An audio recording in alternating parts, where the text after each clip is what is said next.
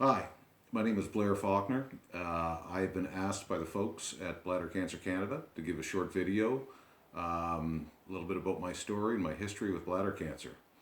I am currently 52 years old, at the age of 49, after having a history of arthritic hips and hip surgeries.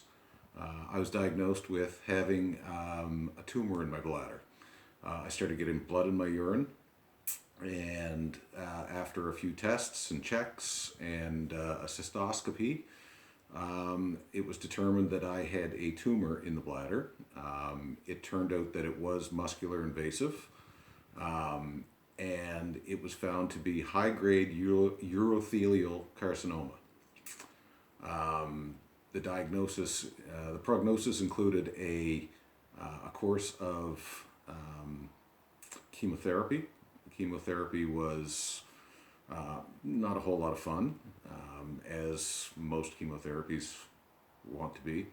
I then had my bladder removed, and had a neobladder created out of my intestine, which makes for a little bit longer recovery period, but ultimately for me and my activity levels and my state of health at the time seemed to make the most sense rather than having a bag or a conduit strapped to me for the rest of my life. It was decided that I would go with a neobladder.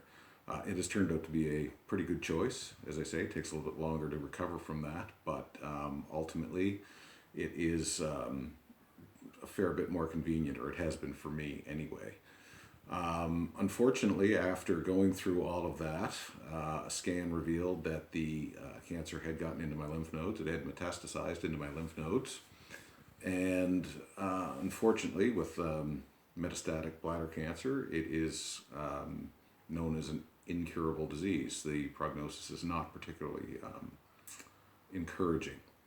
However, with advances, they decided to give me a course of immunotherapy. My oncologist decided that she would get me into this trial, or this course of action, and it was decided that I would get pembrolizumab. And a lot of people have some fairly significant reactions to that. I've been lucky. I have not had any reaction to it, other than the fact that I had a complete response. The cancer seems to have been, seems to, for the time being, has disappeared, which is great for me, and it's great for the researchers, I would suppose, because they've got a person to look at that's going, oh, it's worked really well. I currently play a fair amount of golf, walk my dog, do just about anything that I really need to. However, it's always hanging over my head that that cancer could come back at any time.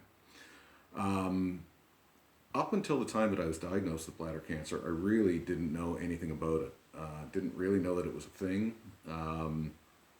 Didn't really pay much attention to anything to do with Bladder Cancer Canada, because at 49 years old, you don't typically think of those things. However, in the meantime, I've learned quite a little bit.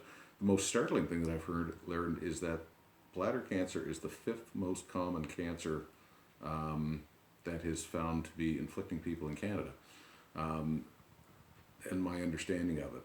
Now, most cases, it is eminently treatable.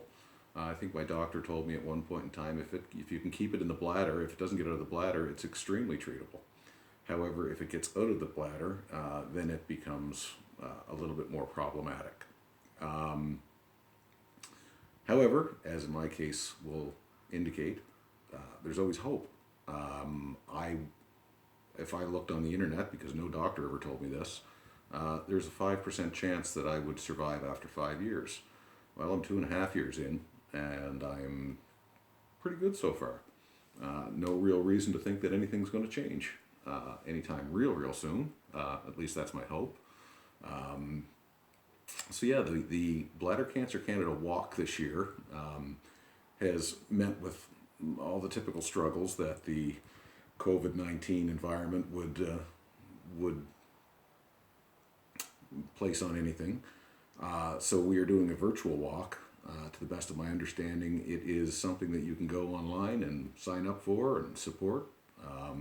Goodness knows I'll be walking the whole month of September with any hope or with any luck. Hope the weather holds out the way it has. Anyhow, just like to end it right there. Let you know that Bladder Cancer Canada is always looking for support.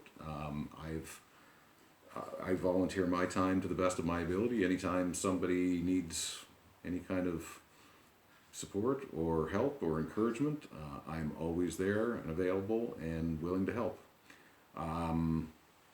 Yeah, so that's my story, and hope to see you soon. Thanks.